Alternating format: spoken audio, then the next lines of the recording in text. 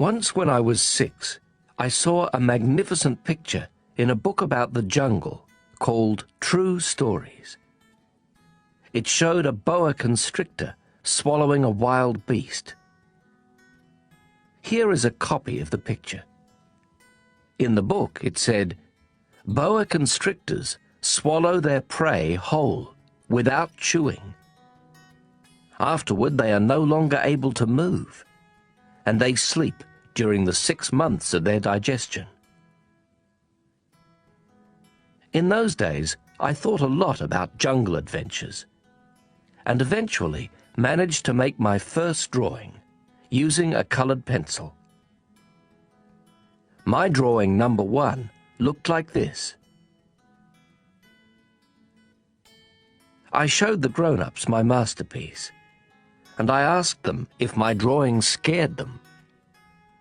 They answered, "Why be scared of a hat?" My drawing was not a picture of a hat. It was a picture of a boa constrictor digesting an elephant. Then I drew the inside of the boa constrictor, so the grown-ups could understand. They always need explanations. My drawing number 2 looked like this. The grown-ups advised me to put away my drawings of boa constrictors, outside or inside, and apply myself instead to geography, history, arithmetic, and grammar. That is why I abandoned, at the age of 6, a magnificent career as an artist. I had been discouraged by the failure of my drawing number 1 and of my drawing number 2. Grown-ups never understand anything by themselves, and it is exhausting for children to have to provide explanations over and over again. So then I had to choose another career, and I learned to pilot airplanes.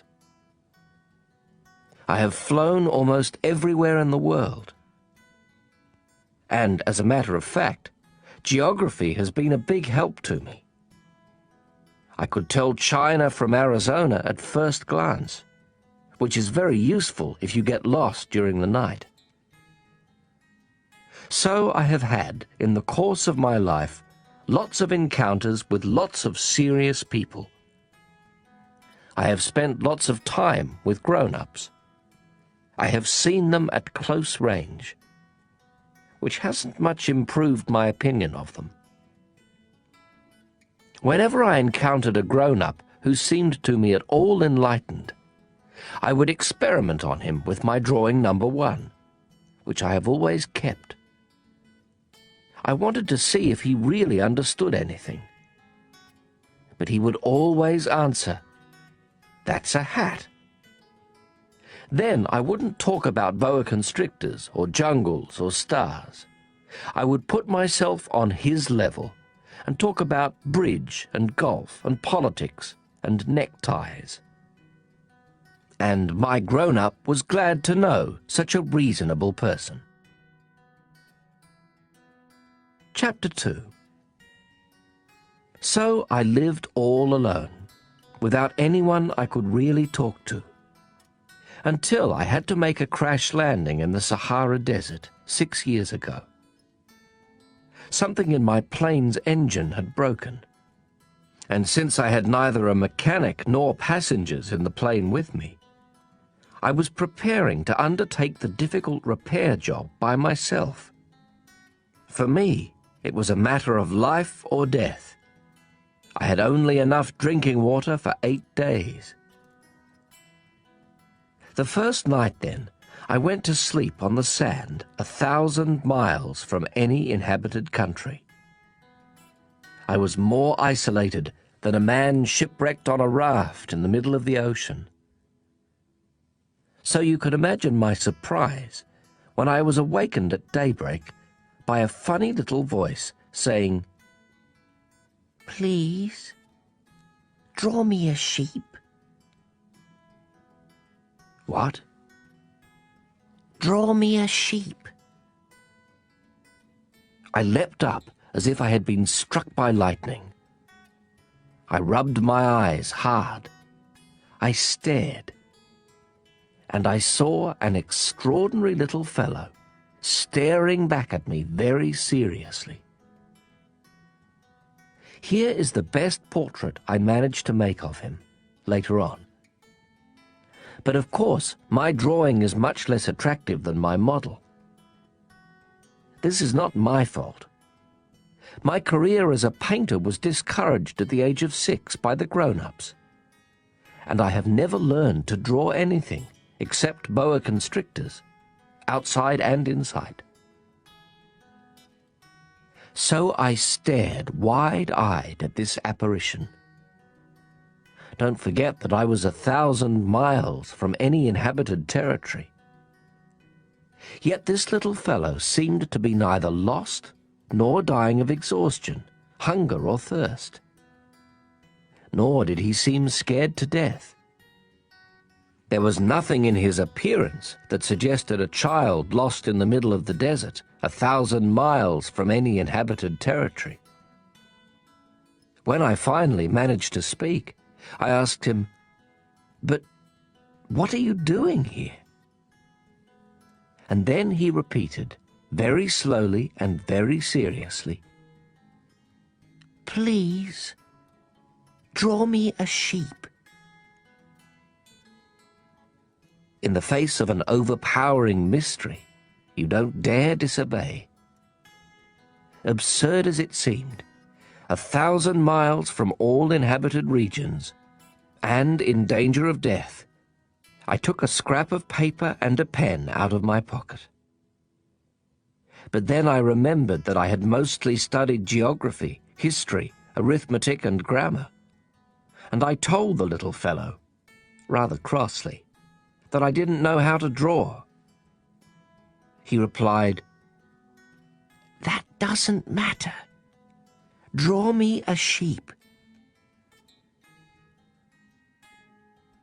Since I had never drawn a sheep, I made him one of the only 2 drawings I knew how to make, the one of the boa constrictor from outside. And I was astounded to hear the little fellow answer, "No, I don't want an elephant inside a boa constrictor. A boa constrictor is very dangerous, and an elephant would get in the way. Where I live, everything is very small. I need a sheep. Draw me a sheep." So then I made a drawing. He looked at it carefully and then said, "No, this one is already quite sick. Make another." I made another drawing. My friend gave me a kind, indulgent smile. "You can see for yourself. That's not a sheep. It's a ram. It has horns." So I made my 3rd drawing, but it was rejected like the others. "This one's too old. I want a sheep that will live a long time." So then, impatiently, since I was in a hurry to start work on my engine, I scribbled this drawing and added, "This is just the crate. The sheep you want is inside." But I was amazed to see my young critic's face light up. "That's just the kind I wanted. Do you think this sheep will need a lot of grass?" "Why?" "Because where I live, everything is very small." "There's sure to be enough. I've given you a very small sheep." He bent over the drawing. "Not so small as all that. Look, he's gone to sleep." And that's how I made the acquaintance of the little prince. Chapter 3. It took me a long time to understand where he came from. The little prince who asked me so many questions, never seemed to hear the ones I asked him. It was things he said quite at random that bit by bit explained everything. For instance, when he first caught sight of my airplane, I won't draw my airplane. That would be much too complicated for me. He asked, "What's that thing over there?" "It's not a thing. It flies. It's an airplane. My airplane." And I was proud to tell him I could fly. Then he exclaimed, "What? You fell out of the sky?" "Yes," I said modestly. "Oh, that's funny." And the little prince broke into a lovely peal of laughter, which annoyed me a good deal. I like my misfortunes to be taken seriously. Then he added, "So you fell out of the sky too? What planet are you from?" That was when I had the first clue to the mystery of his presence, and I questioned him sharply. "Do you come from another planet?" But he made no answer. He shook his head a little, still staring at my airplane. "Of course, that couldn't have brought you from very far." And he fell into a reverie that lasted a long while.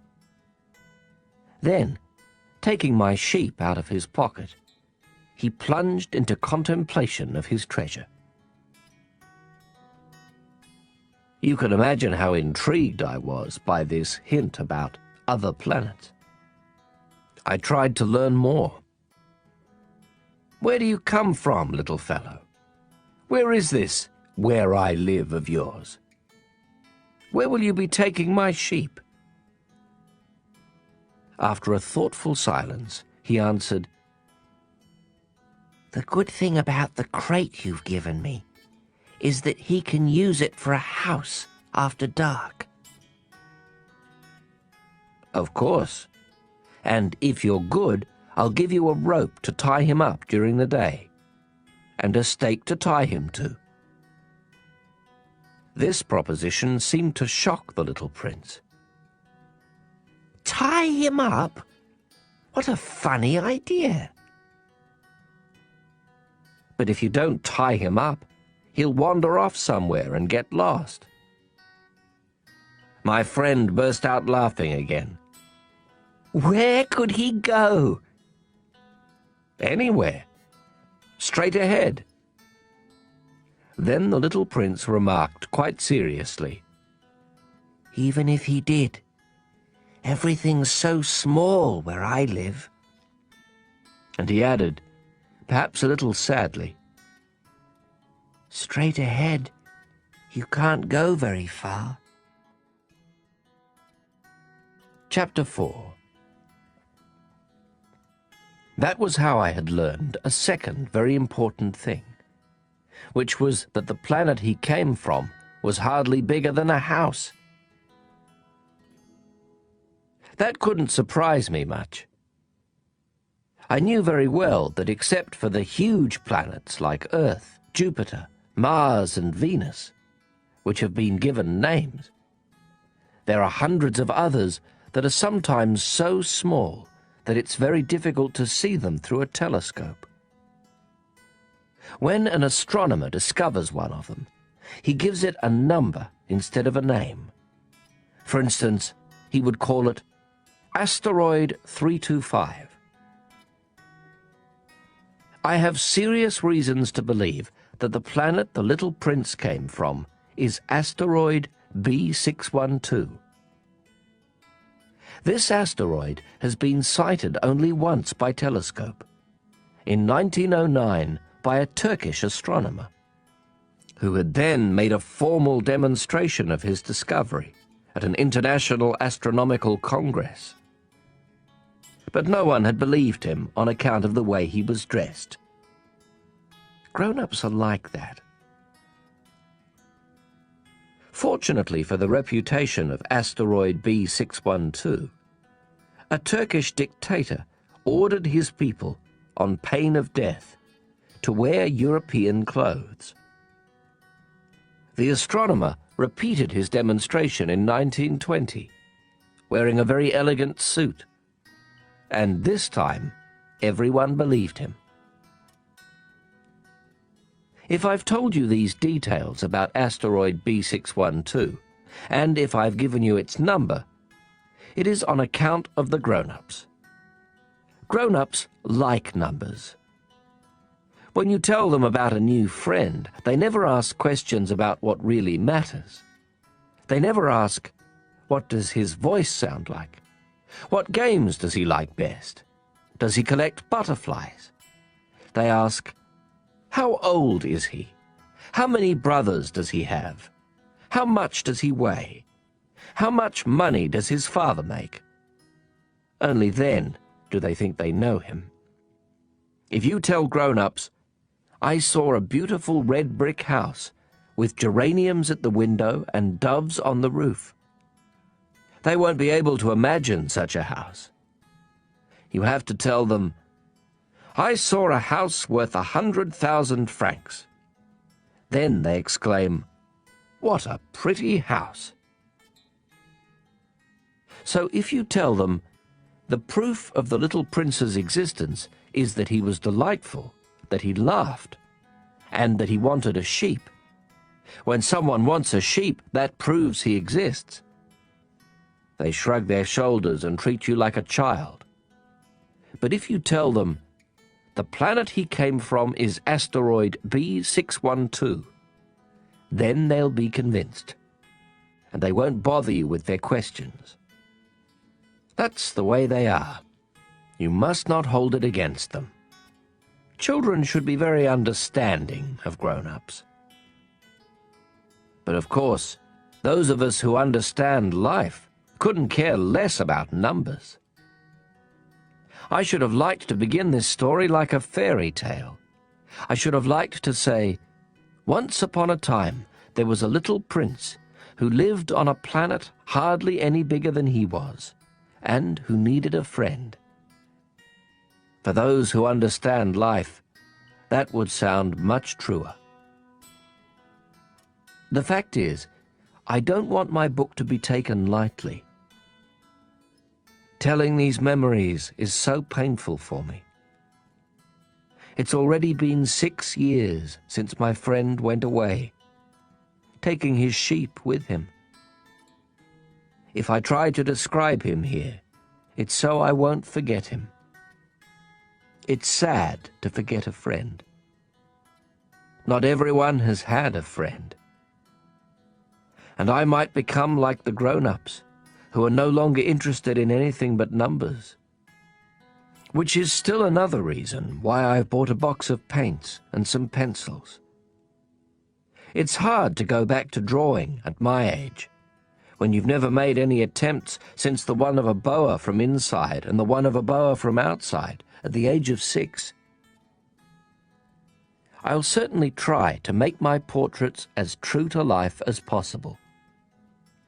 But I'm not entirely sure of succeeding. One drawing works, and the next no longer bears any resemblance. And I'm a little off on his height, too. In this one, the little prince is too tall, and here he's too short. And I'm uncertain about the color of his suit. So I grope in one direction and another as best I can. In the end, I'm sure to get certain more important details all wrong. But here you'll have to forgive me. My friend never explained anything. Perhaps he thought I was like himself. But I, unfortunately, cannot see a sheep through the sides of a crate. I may be a little like the grown-ups. I must have grown old. Chapter 5. Every day I'd learn something about the little prince's planet, about his departure, about his journey. It would come quite gradually in the course of his remarks. This was how I learned on the third day about the drama of the baobabs. This time, too, I had the sheep to thank, for suddenly the little prince asked me a question, as if overcome by a grave doubt. Isn't it true that sheep eat bushes? Yes, that's right. Ah, I'm glad. I didn't understand why it was so important that sheep should eat bushes, but the little prince added, And therefore they eat baobabs too. I pointed out to the little prince that baobabs are not bushes but trees as tall as churches, and that even if he took a whole herd of elephants back to his planet, that herd couldn't finish off a single baobab. The idea of a herd of elephants made the little prince laugh. We'd have to pile them on top of one another. But he observed perceptively, Before they grow big, baobabs start out by being little. True enough. But why do you want your sheep to eat little baobabs? He answered, Oh, come on. You know. as if we were talking about something quite obvious. And I was forced to make a great mental effort to understand this problem all by myself. And, in fact, on the little prince's planet, there were, as on all planets, good plants and bad plants. The good plants come from good seeds, and the bad plants from bad seeds. But the seeds are invisible. They sleep in the secrecy of the ground until one of them decides to wake up. Then it stretches and begins to sprout, quite timidly at first, a charming, harmless little twig reaching toward the sun. If it's a radish seed or a rosebush seed, you can let it sprout all it likes. But if it's the seed of a bad plant, you must pull the plant up right away, as soon as you can recognize it. As it happens, there were terrible seeds on the little prince's planet. Baobab seeds. The planet's soil was infested with them. Now, if you attend to a baobab too late, you can never get rid of it again. It overgrows the whole planet. Its roots pierce right through. And if the planet is too small, and if there are too many baobabs, they make it burst into pieces. It's a question of discipline, the little prince told me later on. When you've finished washing and dressing each morning, you must tend your planet. You must be sure you pull up the baobabs regularly, as soon as you can tell them apart from the rose bushes, which they closely resemble when they're very young. It's very tedious work, but very easy. And one day he advised me to do my best to make a beautiful drawing for the edification of the children where I live. If they travel someday, he told me, it could be useful to them. Sometimes there's no harm in postponing your work until later. But with baobabs, it's always a catastrophe. I knew one planet that was inhabited by a lazy man. He had neglected 3 bushes. So, following the little prince's instructions, I have drawn that planet. I don't much like assuming the tone of a moralist, but the danger of baobabs is so little recognized, and the risks run by anyone who might get lost on an asteroid are so considerable that for once I am making an exception to my habitual reserve. I say, "Children, watch out for baobabs." It's to warn my friends of a danger of which they, like myself, have long been unaware that I worked so hard on this drawing. The lesson I'm teaching is worth the trouble. You may be asking, why are there no other drawings in this book as big as the drawing of the baobabs? There's a simple answer. I tried, but I couldn't manage it. When I drew the baobabs, I was inspired by a sense of urgency. Chapter 6. O Little Prince. Gradually, this was how I came to understand your sad little life. For a long time, your only entertainment was the pleasure of sunsets. I learned this new detail on the morning of the 4th day, when you told me, "I really like sunsets. Let's go look at one now." "But we have to wait." "What for?" "For the sun to set." At first you seemed quite surprised, and then you laughed at yourself. And you said to me, "I think I'm still at home." Indeed. When it's noon in the United States, the sun, as everyone knows, is setting over France. If you could fly to France in 1 minute, you could watch the sunset.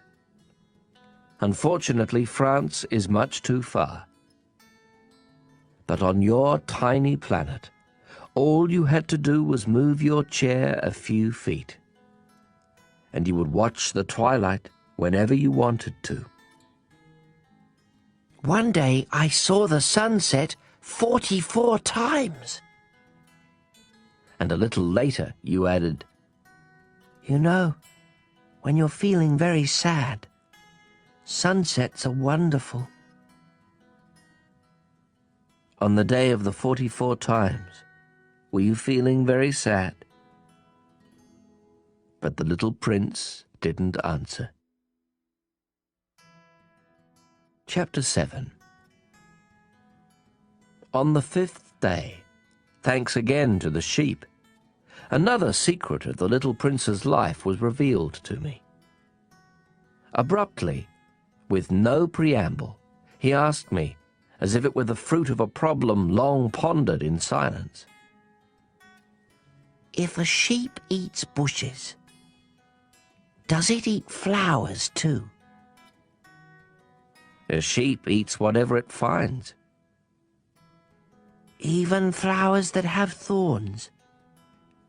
"Yes, even flowers that have thorns."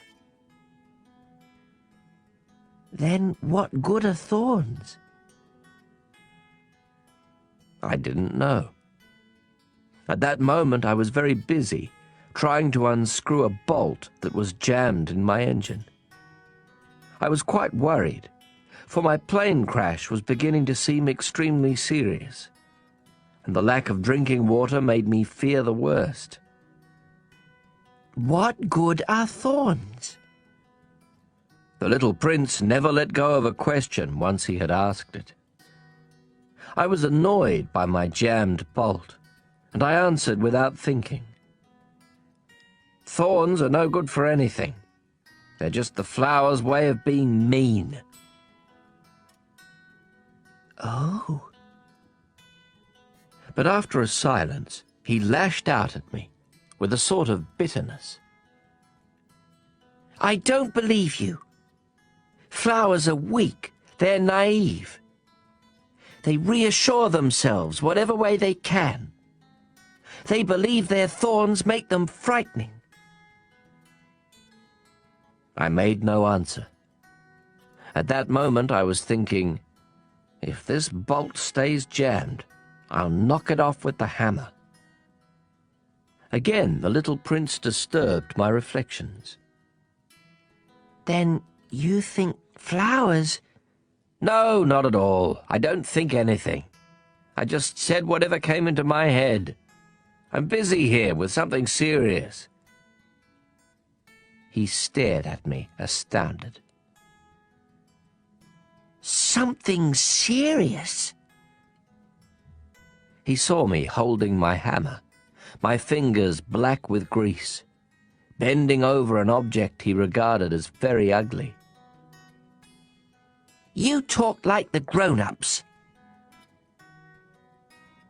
That made me a little ashamed. But he added, mercilessly, You confuse everything. You've got it all mixed up. He was really very annoyed. He tossed his golden curls in the wind. I know a planet inhabited by a red-faced gentleman. He's never smelled a flower. He's never looked at a star. He's never loved anyone. He's never done anything except add up numbers. And all day long he says over and over, just like you, I'm a serious man. I'm a serious man. And that puffs him up with pride. But he's not a man at all. He's a mushroom. He's a what? A mushroom. The little prince was now quite pale with rage. For millions of years, flowers have been producing thorns. For millions of years, sheep have been eating them all the same. And it's not serious? Trying to understand why flowers go to such trouble to produce thorns that are good for nothing? It's not important, the war between the sheep and the flowers? It's not more serious and more important than the numbers that fat red gentleman is adding up? Suppose I happen to know a unique flower, one that exists nowhere in the world except on my planet. One that a little sheep can wipe out in a single bite one morning, just like that, without even realizing what he's doing. That isn't important. His face turned red now, and he went on. If someone loves a flower, of which just one example exists among all the millions and millions of stars, that's enough to make him happy when he looks at the stars. He tells himself, my flower's up there somewhere. But if the sheep eats the flower, then for him it's as if suddenly all the stars went out. And that isn't important? He couldn't say another word. All of a sudden, he burst out sobbing. Night had fallen. I dropped my tools. What did I care about my hammer, about my bolt, about thirst and death? There was on one star, on one planet, on mine, the earth, a little prince to be consoled. I took him in my arms. I rocked him. I told him, the flower you love is not in danger. I'll draw you a muzzle for your sheep. I'll draw you a fence for your flower. I didn't know what to say. How clumsy I felt.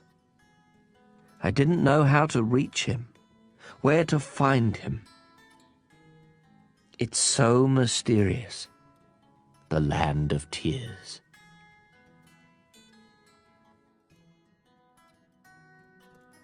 Chapter 8. I soon learned to know that flower better. On the little prince's planet, there had always been very simple flowers, decorated with a single row of petals, so that they took up no room at all and got in no one's way. They would appear one morning in the grass and would fade by nightfall.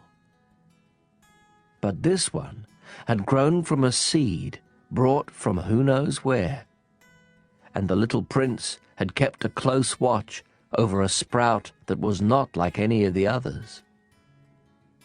It might have been a new kind of baobab.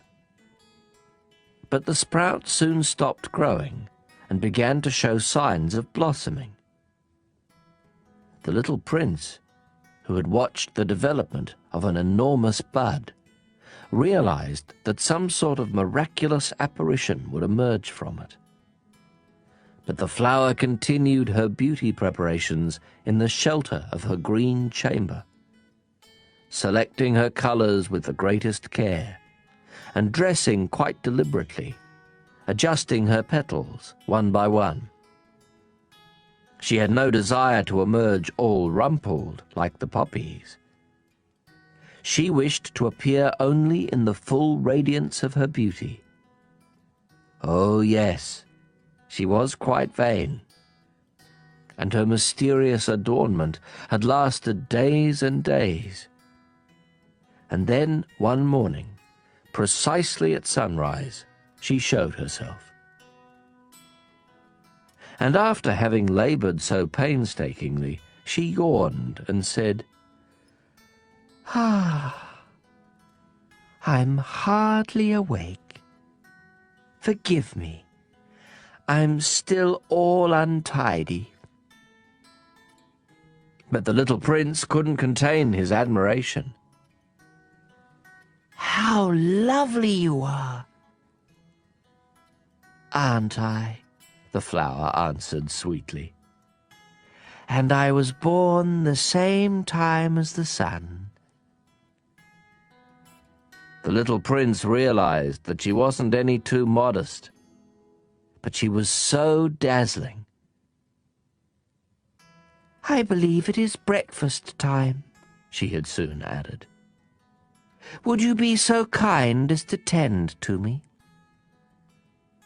And the little prince, utterly abashed, having gone to look for a watering can, served the flower. She had soon begun tormenting him with her rather touchy vanity. One day, for instance, alluding to her 4 thorns, she remarked to the little prince, "I'm ready for tigers with all their claws." "There are no tigers on my planet," the little prince had objected. "And besides, tigers don't eat weeds." "I am not a weed," the flower sweetly replied. "Forgive me. I am not at all afraid of tigers, but I have a horror of drafts. You wouldn't happen to have a screen?" "A horror of drafts? That's not a good sign for a plant," the little prince had observed. "How complicated this flower is. After dark, you will put me under glass. How cold it is where you live. Quite uncomfortable. But where I come from..." But she suddenly broke off. She had come here as a seed. She couldn't have known anything of other worlds. Humiliated at having let herself be caught on the verge of so naive a lie, she coughed 2 or 3 times in order to put the little prince in the wrong. "Ahem. The screen?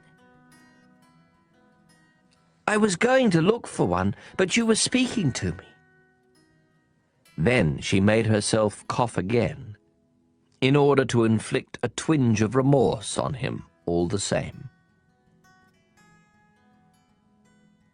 So the little prince, despite all the goodwill of his love, had soon come to mistrust her. He had taken seriously certain inconsequential remarks and had grown very unhappy. "I shouldn't have listened to her," he confided to me one day. "You must never listen to flowers. You must look at them and smell them. Mine perfumed my planet, but I didn't know how to enjoy that. The business about the tiger claws, instead of annoying me, ought to have moved me." And he confided further. "In those days, I didn't understand anything. I should have judged her according to her actions, not her words. She perfumed my planet and lit up my life. I should never have run away. I ought to have realized the tenderness underlying her silly pretensions. Flowers are so contradictory. But I was too young to know how to love her." Chapter 9. In order to make his escape, I believe he took advantage of a migration of wild birds. On the morning of his departure, he put his planet in order. He carefully raked out his active volcanoes. The little prince possessed 2 active volcanoes, which were very convenient for warming his breakfast. He also possessed 1 extinct volcano. But, as he said, "You never know." So he raked out the extinct volcano too. If they are properly raked out, volcanoes burn gently and regularly without eruptions. Volcanic eruptions are like fires in a chimney. Of course, on our Earth we are much too small to rake out our volcanoes. That is why they cause us so much trouble. The little prince also uprooted, a little sadly, the last baobab shoots. He believed he would never be coming back. But all these familiar tasks seemed very sweet to him on this last morning. And when he watered the flower one last time and put her under glass, he felt like crying. "Goodbye," he said to the flower. But she did not answer him. "Goodbye," he repeated. The flower coughed, but not because she had a cold. "I've been silly," she told him at last. "I ask your forgiveness. Try to be happy." He was surprised that there were no reproaches. He stood there, quite bewildered, holding the glass bell in mid-air. He failed to understand this calm sweetness. "Of course I love you," the flower told him. "It was my fault you never knew. It doesn't matter. But you were just as silly as I was. Try to be happy. Put that glass thing down. I don't want it anymore." "But the wind." "My cold isn't that bad. The night air will do me good. I'm a flower." "But the animals. I need to put up with 2 or 3 caterpillars if I want to get to know the butterflies. Apparently they're very beautiful. Otherwise, who will visit me? You'll be far away. As for the big animals, I'm not afraid of them. I have my own claws." And she naively showed her 4 thorns. Then she added, "Don't hang around like this, it's irritating. You made up your mind to leave, now go." For she didn't want him to see her crying. She was such a proud flower.